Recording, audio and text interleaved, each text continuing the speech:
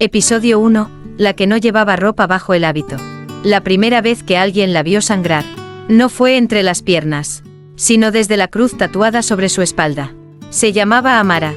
Había hecho votos de castidad, pero nunca de obediencia. Dormía en la celda más fría del convento. Y rezaba desnuda, porque decía que Dios no le hablaba a las que se cubrían de vergüenza. Ninguna hermana se atrevía a mirarla a los ojos. Decían que quien lo hacía, soñaba con cosas que no sabía que deseaba. Una noche, el padre Mateo entró a su celda sin anunciarse.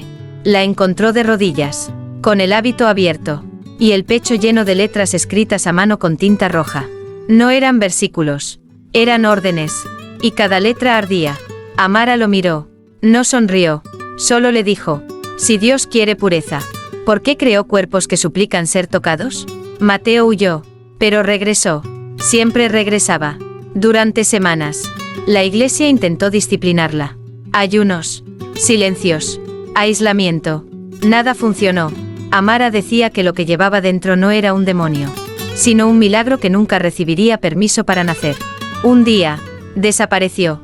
Las paredes de su celda estaban cubiertas con escrituras hechas con sangre. Y sobre la almohada, un único mensaje: Él vendrá desnudo, como yo. Nadie volvió a hablar de ella.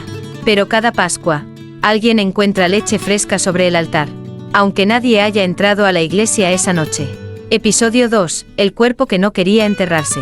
La encontraron al amanecer, flotando boca arriba en el río que corre detrás del convento, con la piel tan blanca, que parecía hecha de cera.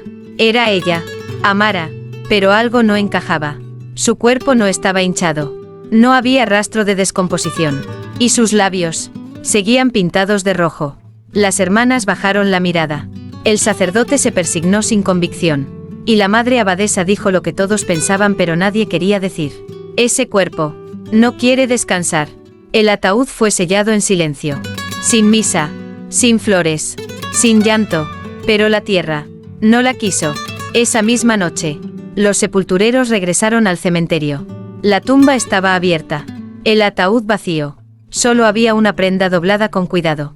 Una ropa interior blanca, recién lavada. Desde entonces, algo empezó a cambiar en el convento.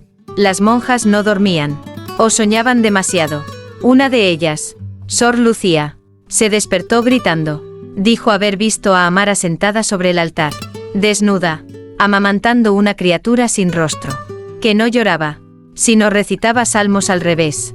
Otra, Sor Inés, comenzó a escribir sin parar en las paredes de su celda. Versículos que no existen. Evangelios que hablaban de una mujer sin nombre, que llevaba la luz entre las piernas. Y el padre Mateo, el único que no hablaba de ella, fue encontrado arrodillado frente al crucifijo, con los ojos arrancados, y una sonrisa tan serena, que parecía haber visto al mismísimo cielo. Pero en su pecho, escrito con un hierro al rojo vivo, había una frase: ya no escucho a Dios, escucho a ella. La iglesia envió inspectores, hombres vestidos de negro que hablaban latín y no miraban a las mujeres.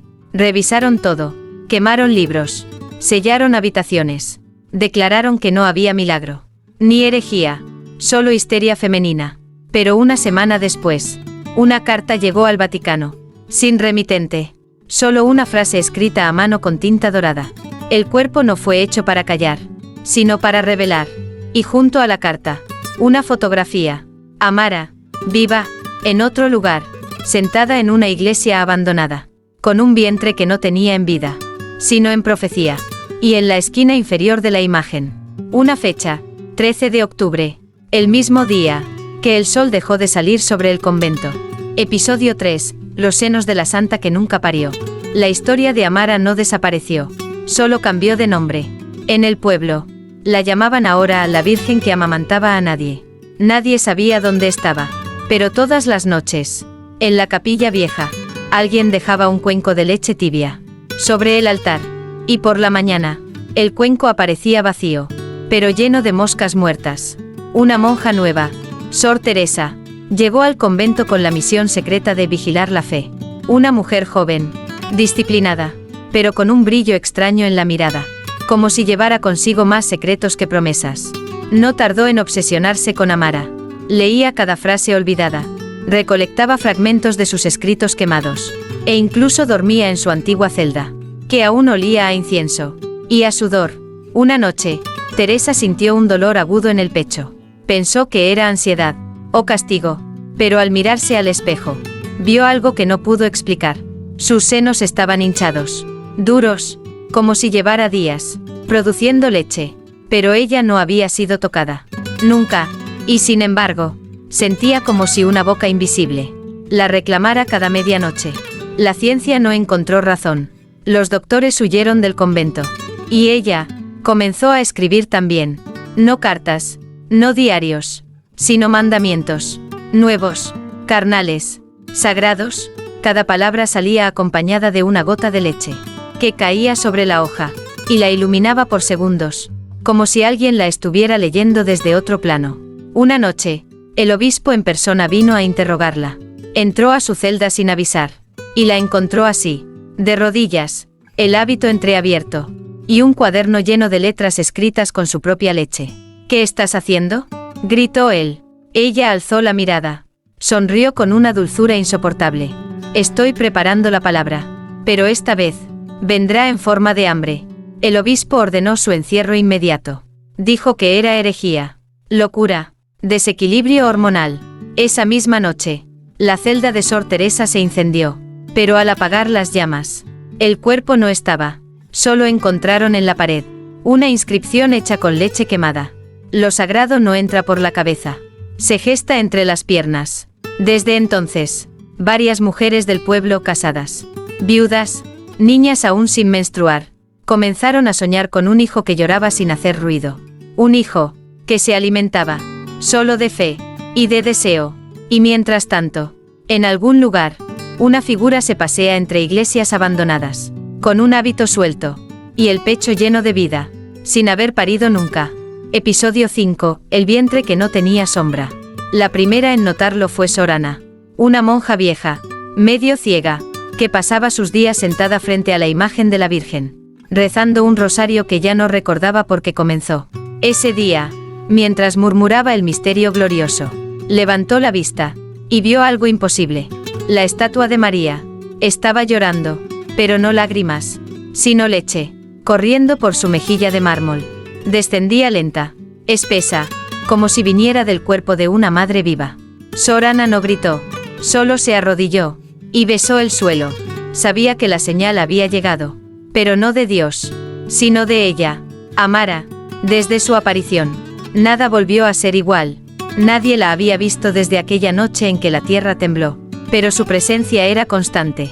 En los espejos, en los sueños, en el vientre de las mujeres. Sí, porque empezaron a notarlo. Primero las monjas jóvenes, luego las mujeres del pueblo, después incluso las niñas que aún no conocían la luna. Todas comenzaron a hincharse, como si una semilla invisible hubiera sido depositada en sus cuerpos. Pero lo más extraño es que ninguna proyectaba sombra. Al caminar bajo el sol, sus barrigas redondas flotaban sin dejar rastro, como si lo que llevaban dentro no perteneciera a este mundo. La iglesia intentó controlarlo. Mandaron médicos, exorcistas, incluso científicos. Nadie pudo explicar nada. Una noche, Sor Camila, una de las primeras en hincharse, despertó gritando en la capilla. La encontraron en el suelo, sangrando, pero no de dolor, sino de éxtasis. En sus manos apretaba una página escrita con su propia sangre. No es embarazo, es revelación.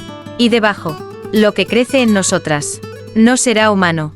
La encerraron, la amordazaron, pero cada noche, de su celda se escuchaban cantos, en un idioma que nadie había enseñado, lenguas que ardían en los oídos, que hacían llorar a los crucifijos, y que hacían que los cuadros de santos giraran sobre sí mismos.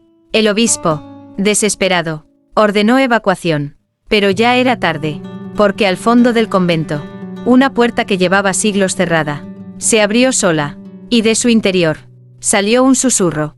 El cuerpo que no proyecta sombra, es el que lleva dentro la luz original. Esa misma noche, el cielo sobre el convento se partió en dos. No llovió agua, ni fuego, sino cenizas blancas, que caían lentas, como si fueran fragmentos de piel de ángel. Y en medio de esa nevada imposible, una figura caminaba descalza, cubierta solo con un manto transparente. Era Amara, con los ojos cerrados, y un vientre que no parecía hinchado, sino brillante, como si lo que llevaba dentro ya no necesitara nacer, porque ya estaba aquí, solo que nosotros aún no sabíamos dónde estaba mirando. Episodio 6, donde el silencio pesa más que la cruz. Lo que ocurrió después no fue contado en los púlpitos, ni fue escrito en los informes del Vaticano. Fue susurrado, entre paredes agrietadas, entre sábanas manchadas, entre labios que temblaban más por deseo que por fe. El convento no volvió a ser un lugar de oración, sino de espera. Nadie sabía qué se esperaba, pero todas lo sentían. Las mujeres ya no caminaban con miedo, sino con hambre. Un hambre antigua, olvidada, sagrada. Sor Natalia fue la siguiente. 24 años. La más joven, la más pura, o eso creían. Una madrugada, la encontraron dormida en el confesionario, desnuda, con el rostro cubierto de pétalos secos, y en su vientre, dibujado con ceniza, un símbolo imposible, un triángulo invertido, con un ojo abierto en el centro. Nadie supo dibujarlo igual después. La despertaron, y ella solo dijo una frase. Soñé que me abría, pero no salía sangre, salía palabra. Después de eso, no volvió a hablar, pero escribía, con leche, con saliva, con todo lo que su cuerpo pudiera ofrecer. Escribía sobre los muros, sobre los cristales, sobre las hostias, textos que cambiaban al leerlos en voz alta, textos que dolían, textos que hacían llorar a las estatuas. Una noche, una anciana del pueblo, que había venido a dejar flores al altar, la vio de pie frente al sagrario. Natalia estaba sola, o eso parecía, pero sus labios se movían, como si respondieran a alguien, a algo, y luego, lo imposible. El sagrario se abrió sin ser tocado, y de su interior no salió la hostia, salió vapor, blanco, denso, caliente, como si dentro hubiese estado hirviendo algo, o alguien. La anciana cayó de rodillas, no por miedo, sino por reconocimiento, porque lo entendió. Ese no era el cuerpo de Cristo, era el vientre de Amara, replicado, multiplicado, extendido, como semilla dentro del templo.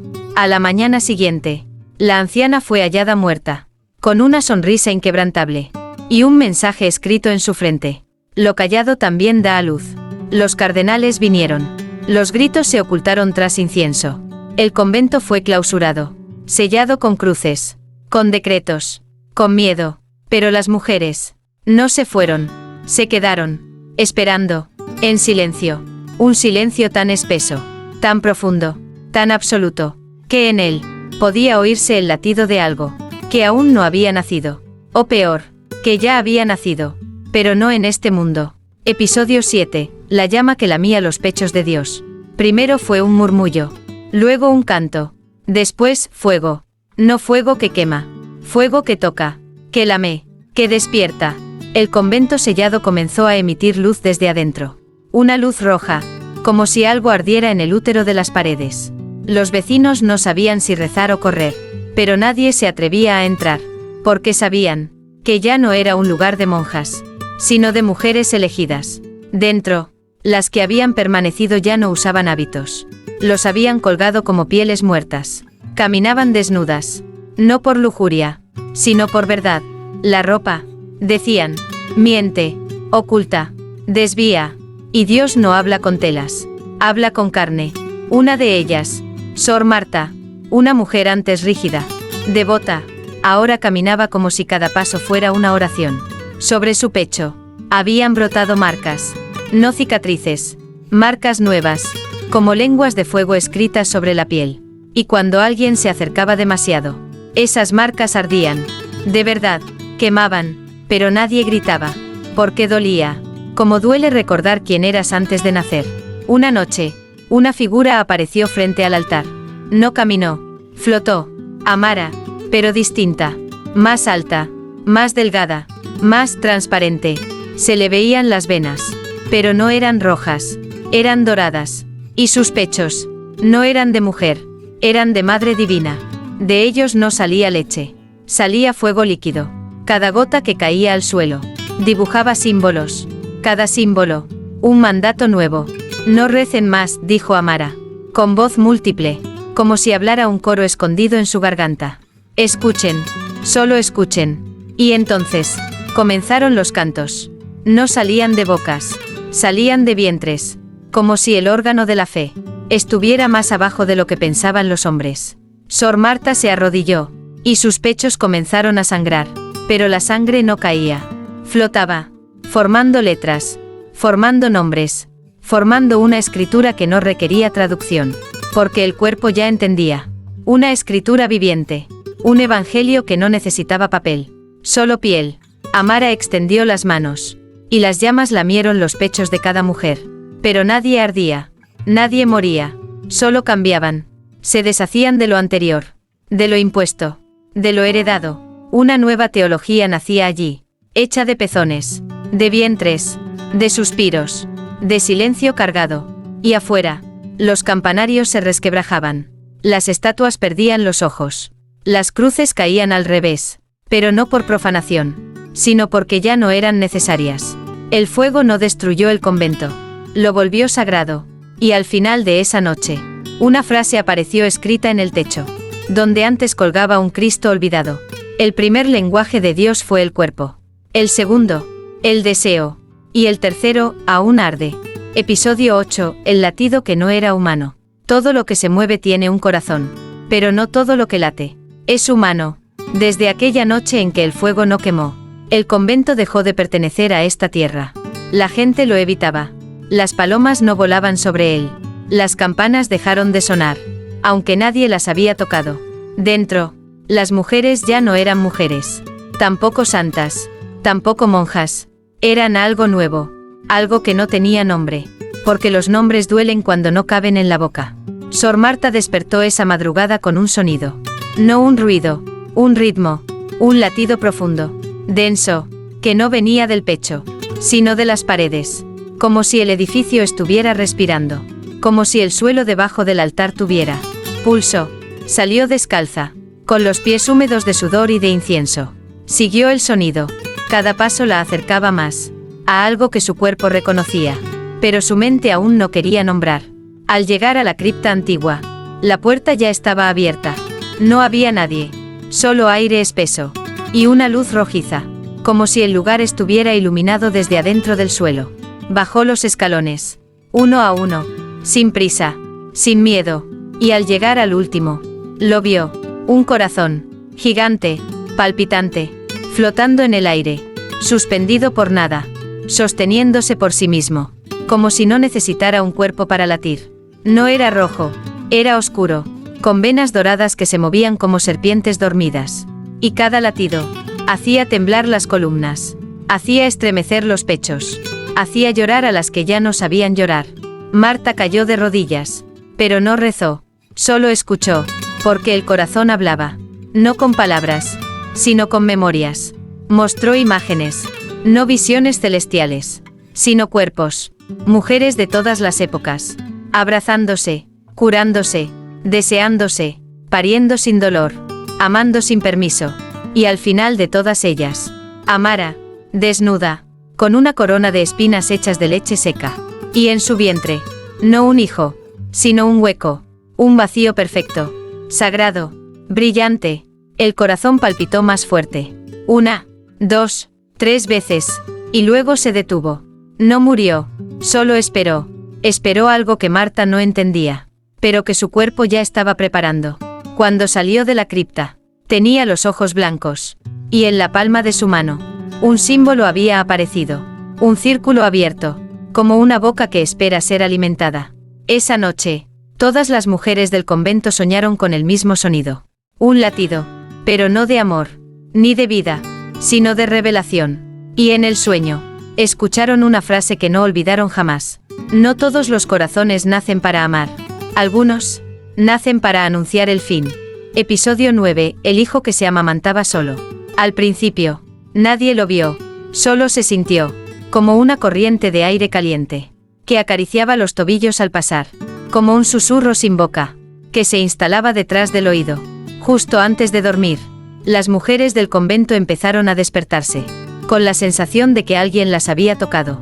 Pero desde dentro, no había huellas, no había semen, solo el rastro invisible de una presencia, que no pedía permiso para entrar, porque ya estaba ahí, desde antes de ser nombrada. Una mañana, Sor Rebeca, la más silenciosa de todas, abandonó su celda. Llevaba días sin hablar, sin comer, sin llorar, solo acariciaba su vientre plano, como si algo creciera en él, pero no hacia afuera, sino hacia adentro. La encontraron en el centro del claustro, sentada con las piernas abiertas, el hábito hecho trizas, y la mirada ida, clavada en el cielo sin nubes. Sus pechos, llenos, tensos, a punto de estallar, pero no había niño, no había criatura. Sin embargo, la leche salía sola, en chorros lentos, con una cadencia, como si alguien la estuviera bebiendo. Desde un mundo paralelo, las otras se acercaron, pero ninguna se atrevió a tocarla. Rebeca murmuraba, pero no oraciones, sino nombres, nombres que no existen en la tierra, nombres que suenan como pecado, y como promesa. Él no necesita brazos, dijo. Él ya sabe sostenerse. Y luego, como hipnotizada, se puso de pie. El suelo bajo ella estaba húmedo de leche. Pero lo más espeluznante es que no había caído al azar. Formaba un dibujo, un útero abierto, con una cruz invertida dentro.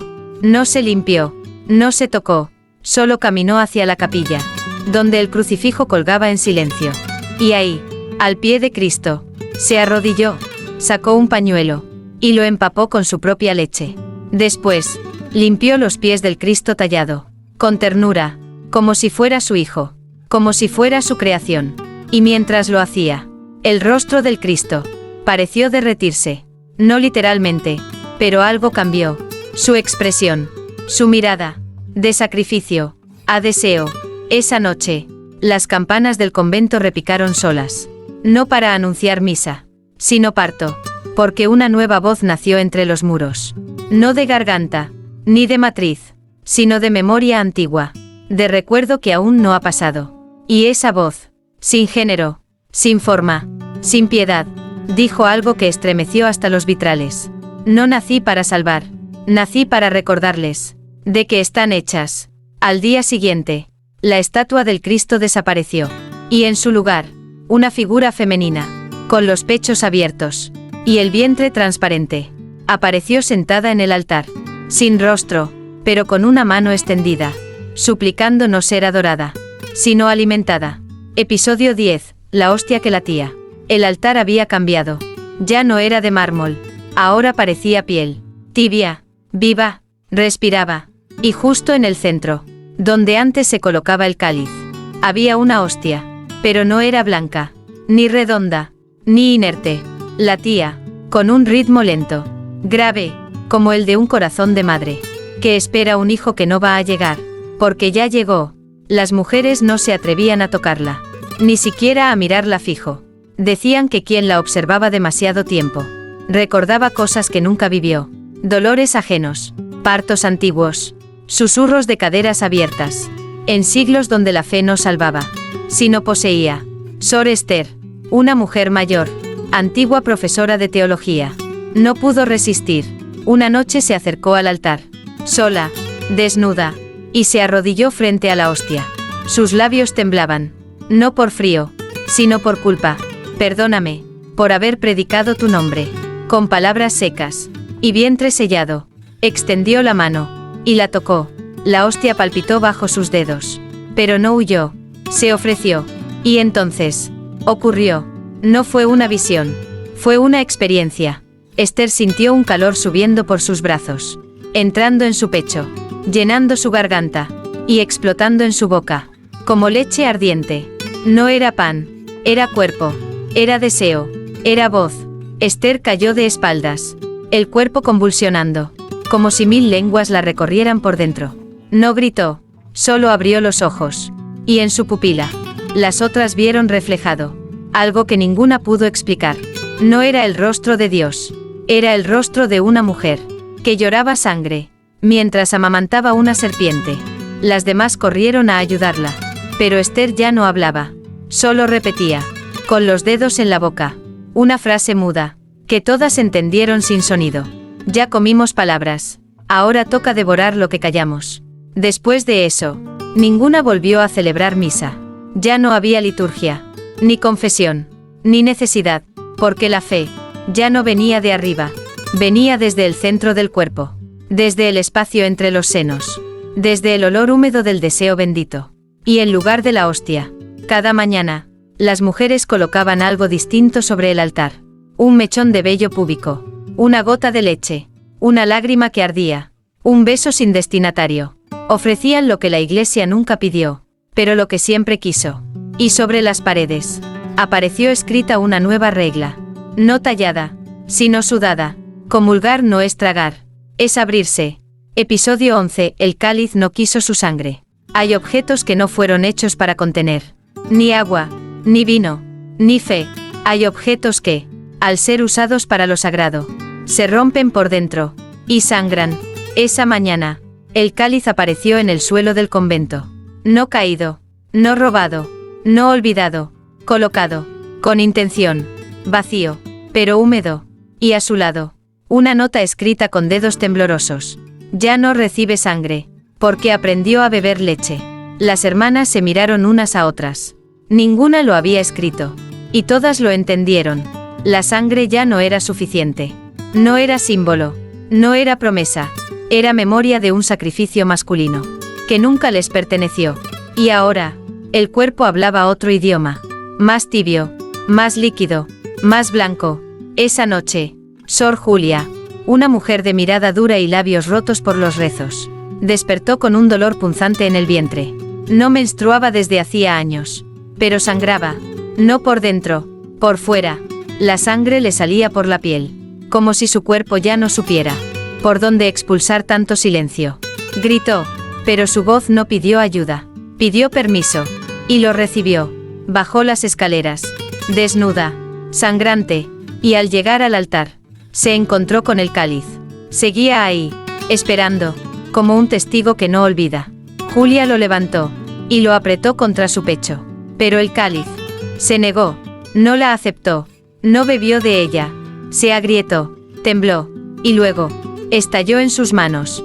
Fragmentos de oro y hueso volaron por la capilla, y de entre ellos, brotó una nube densa, con olor a leche podrida y sudor antiguo. Las hermanas corrieron hacia ella. Julia estaba de rodillas, bañada en su propia sangre, pero no lloraba, sonreía.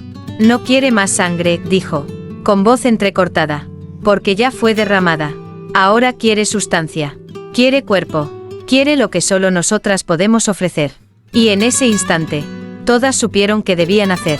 Una a una, se quitaron la ropa, se cubrieron con los restos del cáliz, como si fueran cenizas sagradas, y ofrecieron lo único que nunca habían dado en misa: su sudor, su saliva, su deseo. Bautizaron el altar con gemidos, con fluidos, con oraciones dichas entre piernas abiertas. Y cuando terminaron, una frase apareció escrita sobre el mármol: no hay redención sin gozo, no hay hostia sin carne.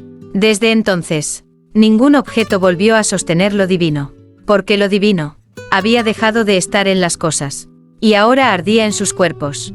Episodio 12. Cuando el útero dijo amén. No hay templo más sagrado que un cuerpo dispuesto a escuchar, y no hay oración más honesta que un útero que decide abrirse, sin permiso. Aquel amanecer fue distinto, no porque el sol no saliera, sino porque nadie lo esperaba ya. Las mujeres del convento despertaron todas al mismo tiempo, no por campanas, ni por miedo. Fue un llamado, silencioso, pero nítido, como un eco en la sangre. Descendieron, una a una, sin hablar, sin cubrirse, sin vergüenza.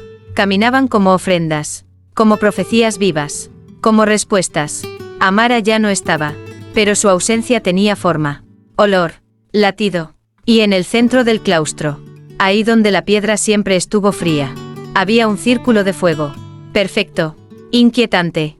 No quemaba, acariciaba. En el centro del círculo, una figura esperaba, pero no era una mujer, ni un hombre, ni un niño. Era algo, alguien, un cuerpo sin piel, sin ojos, sin sexo, pero con un pulso, que se sentía en los pezones, en la lengua, en la raíz del vientre. No hablaba, pero todas lo entendían. ¿Qué eres?, susurró Sor Clara. la única que aún conservaba la voz rota por los rezos. La figura no respondió, solo se acercó a ella, y la tocó, justo ahí, donde el deseo y la fe se cruzan. Y entonces, su útero habló, no con palabras, con memoria. Recordó cada vez que fue negado, silenciado, exorcizado, escondido detrás de velos y mandamientos. Recordó la sangre, que no fue celebración, sino castigo.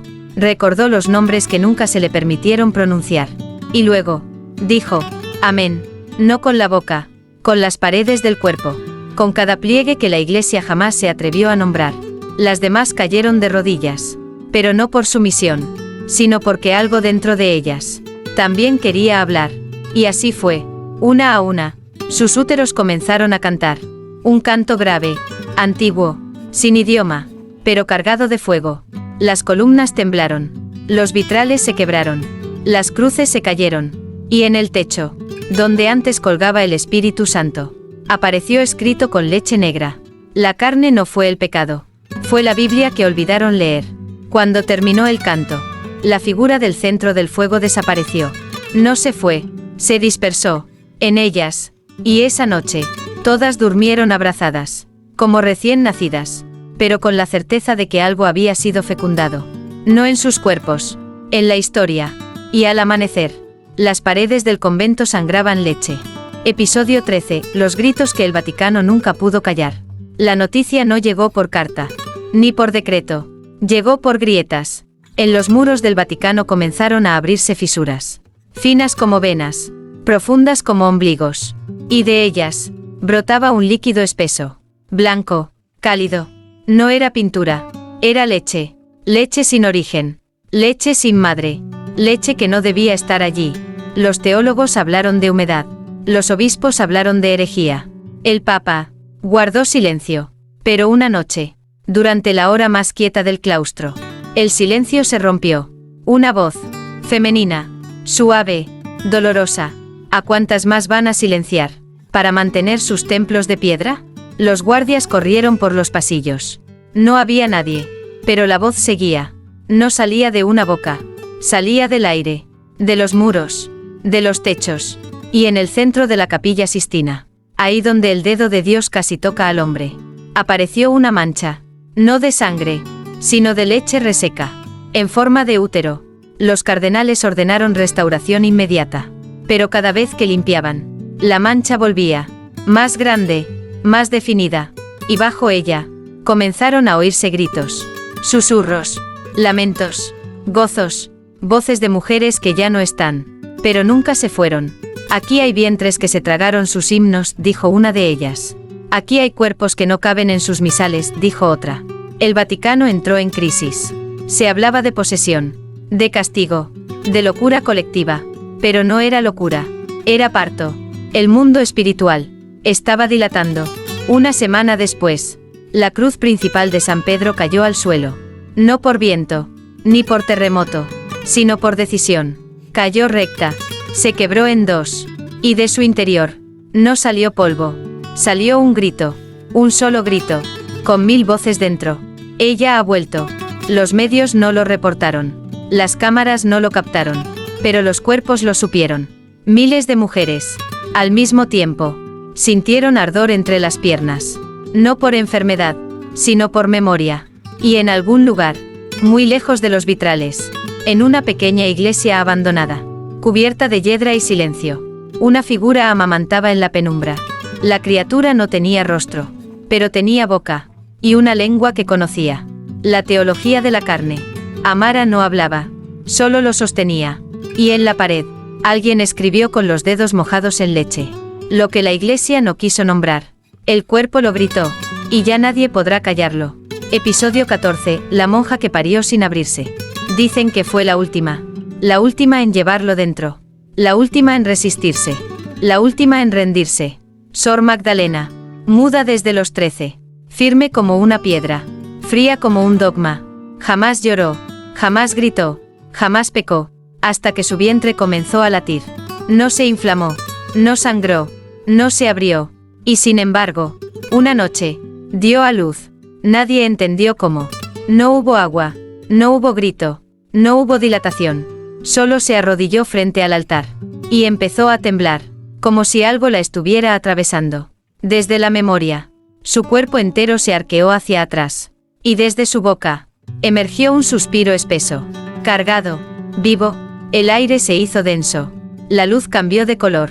Y de entre sus labios, brotó una criatura. No tenía ojos, ni piel, ni nombre. Era un cuerpo hecho de símbolos, de textos antiguos, de plegarias suprimidas, de orgasmos no confesados, de canciones que las monjas solo cantaban en sueños. Era palabra, hecha carne, hecha rebelión. La criatura cayó sobre el altar, y comenzó a respirar, pero no con pulmones, con fuego.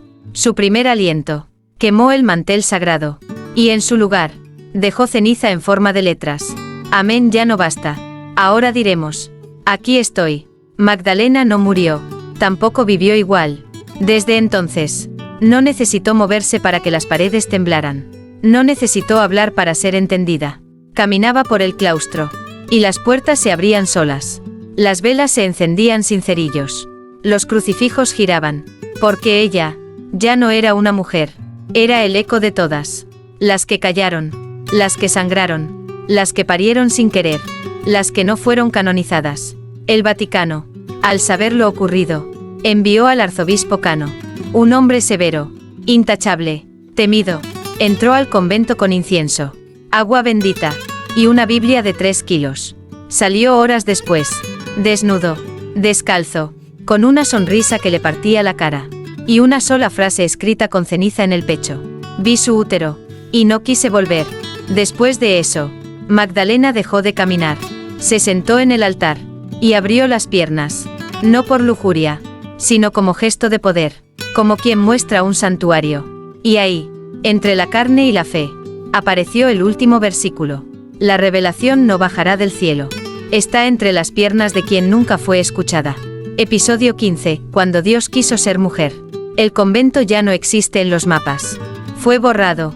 Oficialmente. Nunca estuvo allí.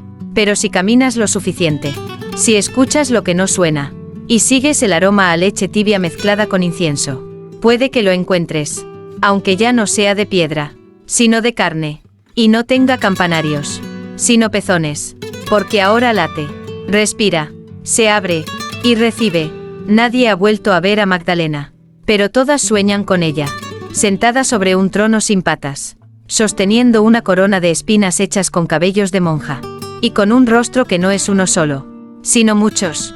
La madre, la amante, la virgen, la expulsada, la sacerdotisa, la que dijo no, la que dijo basta, la que nunca fue escuchada, y en su regazo, una criatura, no un bebé, no un demonio, algo intermedio, algo que observa sin ojos, que habla sin boca, y que se alimenta, no de sangre, sino de silencio antiguo. Cada vez que abre la boca, el mundo cambia un poco. Desaparece un altar, se seca una doctrina, se rompe una promesa hecha en nombre de un Dios que nunca preguntó nada. Y en su lugar, una mujer recuerda su primer no, su primera duda, su primer gemido ahogado tras una pared de culpa. Y cuando recuerda, la criatura crece, porque esa es su misión, alimentarse de memoria prohibida, de deseo suprimido, de placer excomulgado. Hay quienes dicen que la criatura es el nuevo Mesías, o la nueva, porque ya no necesita género, solo cuerpo, y que esta vez, no vendrá a morir por los pecados del hombre, sino a devolverle el cuerpo a la mujer. En la última página del único evangelio escrito con leche, se lee, el Verbo se hizo carne, y la carne se cansó de esperar permiso. El Vaticano ha negado todo, pero en las noches más oscuras, el Papa sueña con una voz que lo llama por su nombre de niño. Y cuando despierta, su sotana está húmeda, y en su pecho, una mancha con forma de vulva. Lo observa. El milagro final no fue ver a Dios. Fue entender que quizás Dios siempre quiso ser mujer, pero no lo dejaron. Hasta ahora,